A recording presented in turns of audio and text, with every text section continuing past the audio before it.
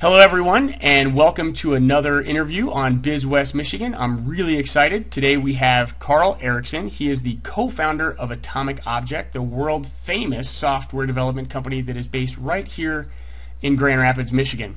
Now, if you've never heard of Atmic Object, or you don't think that a software development company is similar to yours and doesn't apply, think again, and pay attention, because Carl has really started his business based on the principle of developing products for real people that have real needs.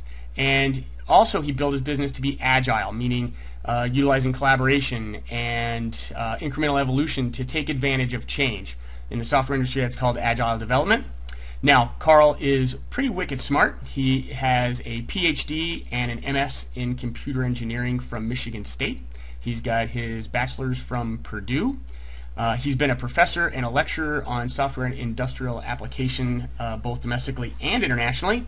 And he's also actively involved still with many of Atmic's clients that you may recognize, like companies like Fiserv, X-Rite, the World Bank, IBM, and a couple others that you may have heard of. So he's a resident of East Grand Rapids, where he and Mary have lived for a very long time and raised their family. So, wow, that was a really long intro. So, without further ado, Carl, welcome to BizWestMichigan.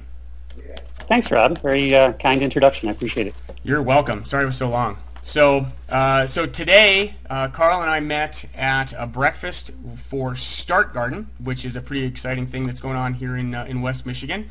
If you're not familiar with that, you guys need to check out Start Garden and find out what that is. But having an opportunity to be down there and getting to talk to Carl in the past, really excited to have you on here. So, Carl, to start out, why don't you just kind of give us a high-level overview of Atmic Object and what people can expect and what you do? Sure.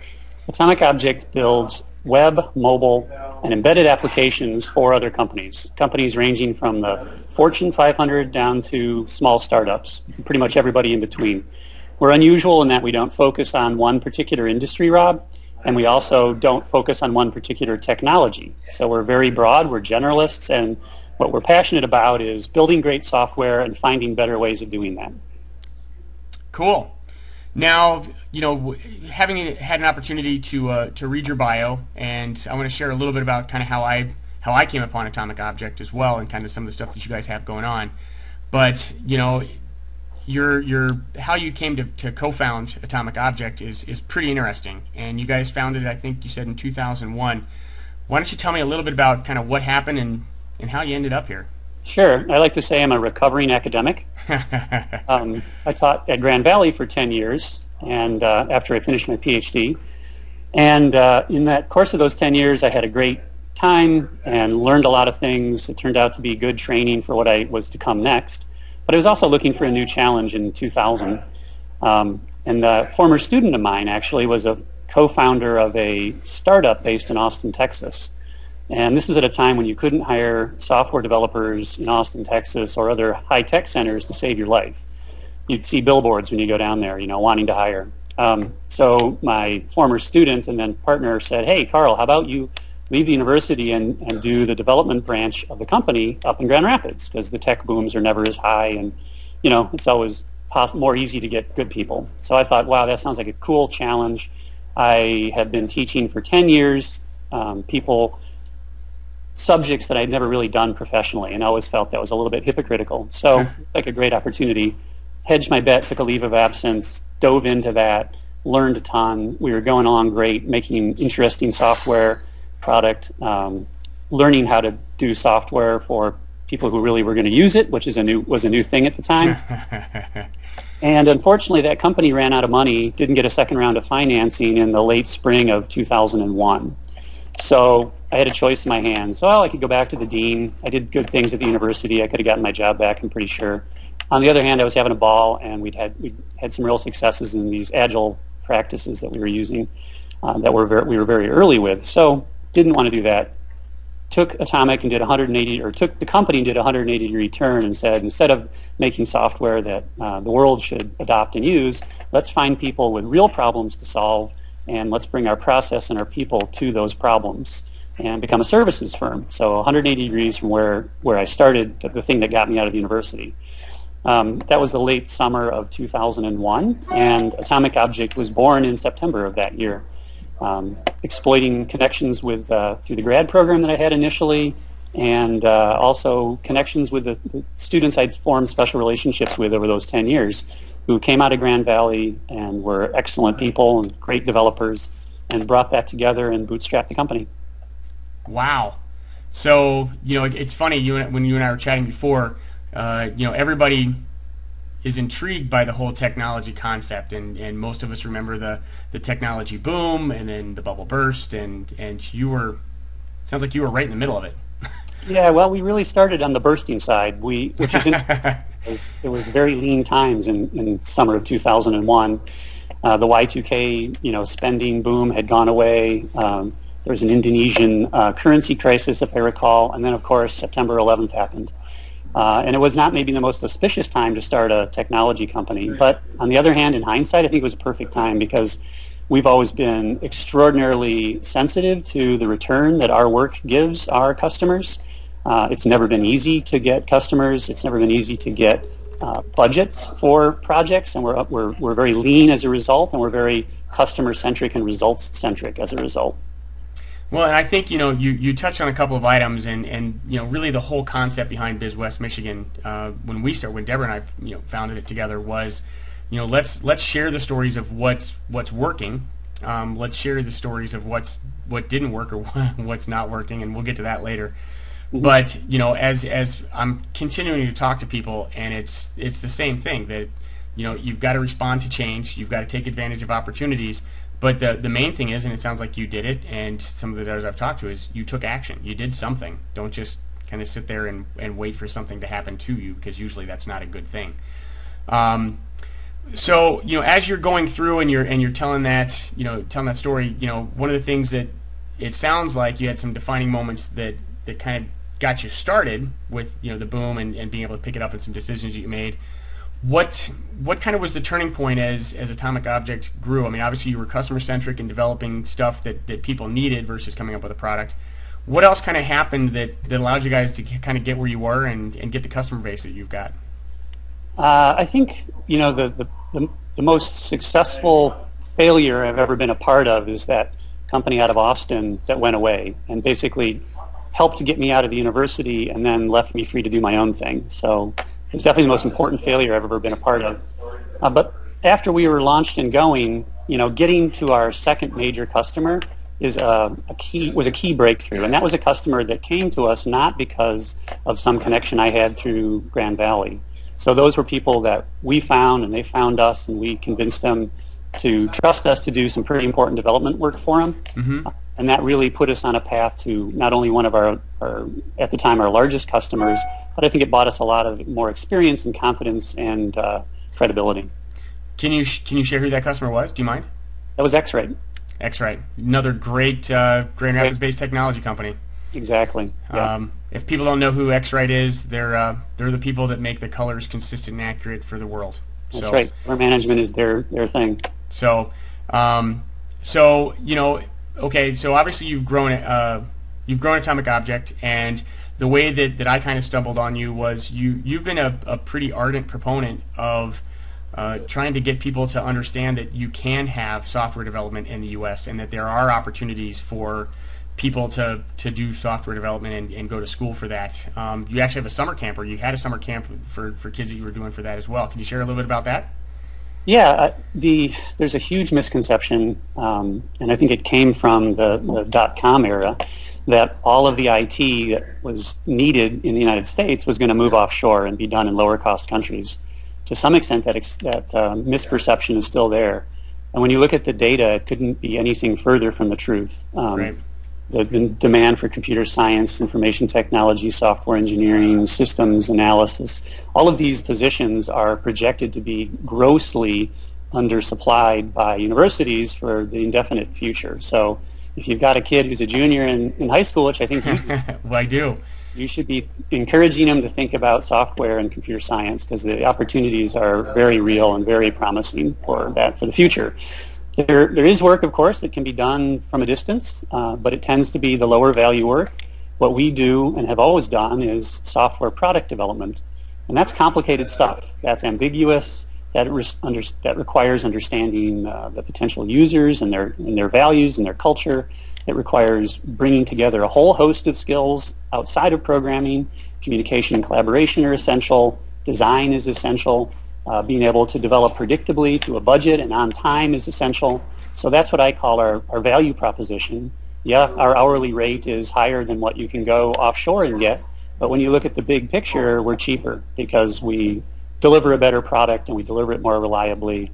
The quality's higher. All of that stuff, if you look across the whole cost of the project and then into the maintenance and ownership of a product, we're a lot cheaper.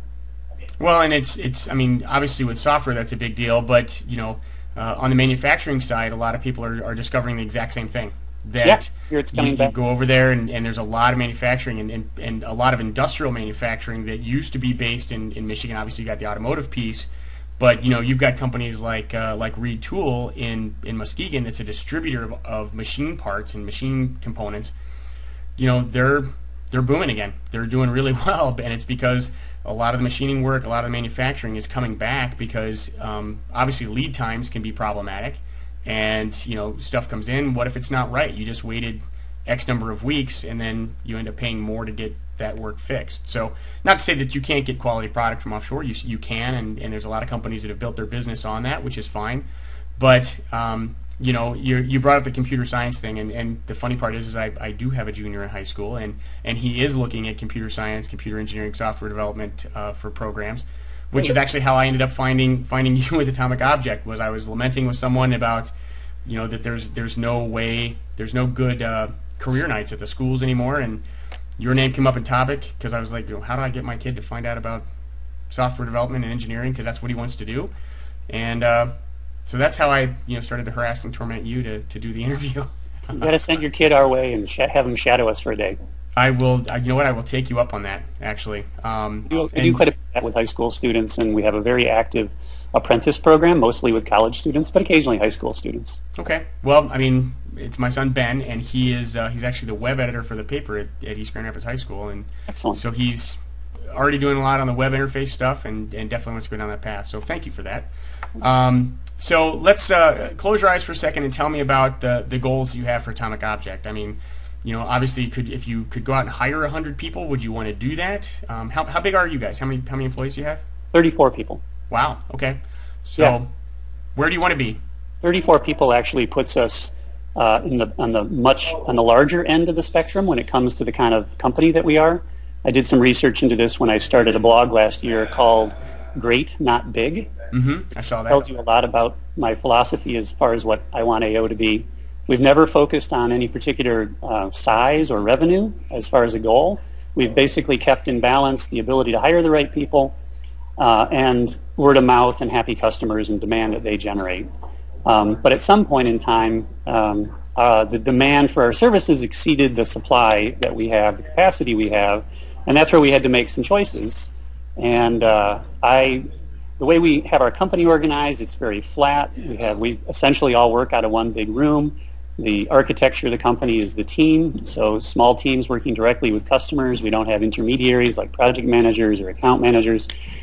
We're becoming an employee-owned company. There's just a lot of reasons why I don't think that model scales up indefinitely, and I don't want to screw up the really good thing we have going on.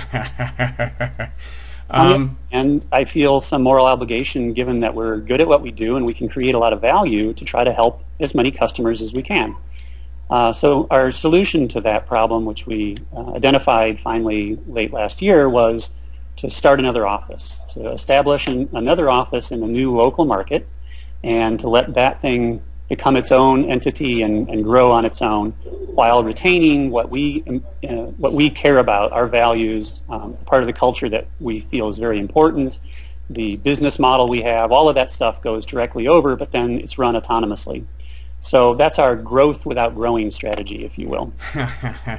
And that's you're opening that office in Detroit, correct? Detroit, yeah. We're excited to be a part of what's happening downtown. Not that there aren't a lot of challenges still there yet. Hope I'm not being too naive about this, but what I see I really like, and every time I'm over there I get more excited about it. There's a lot of opportunity, and it's exciting to be contributing in a small but positive way to what needs to happen in Detroit, and what will then benefit the state and hence Grand Rapids and everybody who works at Atomic. Absolutely. One of the things that is another kind of the common misconception with software and computer engineering going offshore is the whole thing that there's no technology development in Detroit. I know firsthand. I used to live over there. I've got a lot of friends. I'm actually still in the Technology Advisory Council for the Detroit Regional Chamber. There's a lot of technology in Southeast Michigan, people. I mean, there's a lot going on. I mean, obviously BizWestMichigan is focused here, but there's Google's office over there is massive. People don't understand how really big that is, and you've got companies like Thomson Reuters is over there, and some other stuff where you're going into a great space, and the work ethic in Detroit is get it done, get it made, get it right. I'm excited. I think that's actually great news, and remind me offline to introduce you to Hans Erickson, the Chief Information Officer for the Detroit Regional Chamber. He's a friend of mine, so excellent. Thank you. I can make that introduction. Actually, I talked to him yesterday when he was on his way up to Mackinac Island for the conference up there. Mm-hmm. All right. So, what kind of trends are you seeing in the industry right now? You see, obviously you're opening a new office. You're seeing that kind of stuff. What kind of trends are you seeing in your space? Well, when we first started in 2001, most of our work was desktop computer applications, customized, and then it became web, where a lot of web replaced what had been previously done with a regular desktop computer app. Right now, about half our revenue is web, about a quarter is mobile, and about a quarter is embedded. Mobile became a quarter of our revenue in the course of the last 2 to 3 years. Mm-hmm. So dramatic change. We're seeing customers come now where mobile is what they start with. Instead of being an adjunct to a website or a web app, it's now let's start with the mobile and let's see if we even need a web app or a website. So it's pretty interesting change that way. Embedded is also a very hot thing. We took our agile practices, our test-driven development, our one-week iterations, simple design, test automation, these sorts of things that we're very good at, and we brought those into the embedded space about 5-6 years ago. And we're actually the leaders in the country at doing this. So now it's taken a while for the embedded world to recognize the value of these practices, but we're getting calls now strictly because of that. So that's a pretty exciting opportunity to grow. We're doing some work with some very large companies across the country now, helping them learn how to do these things and get a better handle on their quality and predictability of their process.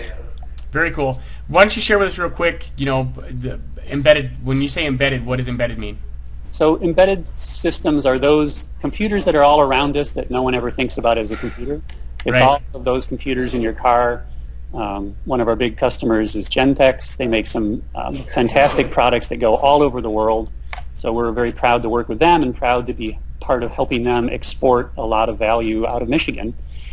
So they make systems like lane departure warning and smart headlight beam systems and backup cameras that embedded in mirrors and those kinds of things. Lots of software in those products that bring value and differentiate. So it's those kind of like color measurement instruments that X-Rite makes is another example. We don't think about them as being computers, but the last 10 years they've gotten to be more and more sophisticated, more and more powerful, and more important for product differentiation. Well, and the embedded concept is more ubiquitous than people think. I mean, it's everywhere now. I mean, it's everywhere from your phone to your refrigerator in some cases. I mean, and everything in between. So that's awesome. I'm really excited about your growth. That's some pretty cool stuff. So all right, so let's get to the hook question. And you kind of did this a little bit before, and everybody loves to hear it. But you guys have been around for 12 years, almost 12 years now. If you could go back and change one thing, or look at all the mistakes that you've made, and we all make mistakes, what's your biggest mistake, or what's the one thing that you would do differently if you could? So in hindsight, well, let me start this way. Our model is to hire generalists. Mm-hmm. Don't get people who are very specialized in one thing. We'd rather have people who care about process and practices and the skills that cut across all of our projects. Good programming, good testing, good toolsmithing, that kind of stuff, project management. So we hire people who are very broad, and partly that's because that's who I am. And I think I created that company in my own image.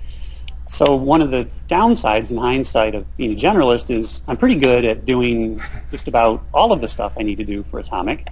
And I learned things pretty quickly. So the downfall of that was I held on too long and tried to do too many things alone in hindsight. Then I wished I had moved more quickly into getting some help for me and doing more of a team approach for the kind of work I do at Atmic. So right now I've got two fantastic people who help me, Mike Marsiglia and Sean Crowley, and together we call ourselves the upfront team for Atmic. So we're having the first conversation with customers who are interested in our services, and we're thinking strategically about the company and other leadership issues. And having a team there has been very satisfying, and it's actually the thing that's made work much more sustainable for me. So I wish I'd done it earlier. That's I feel like you were just talking to me, because that's my biggest challenge. That's my biggest challenge too. So, well, that's awesome. Again, when you and I first started talking, and I was thinking about it, you've got a true ultra high tech company. I mean, you're doing stuff that is just way out there from a technology perspective, but what you're doing from a business model standpoint and everything that you just said, if you take the technology piece out of it and you go to a best practices concept, you just kind of iterated a bunch of best practices. So I really appreciate you sharing that with us. That's pretty amazing. I think it's been a handy thing not to have a business education, because I didn't know the right way to do stuff. So I did the way it seemed good to me, and that's turned out to work pretty well.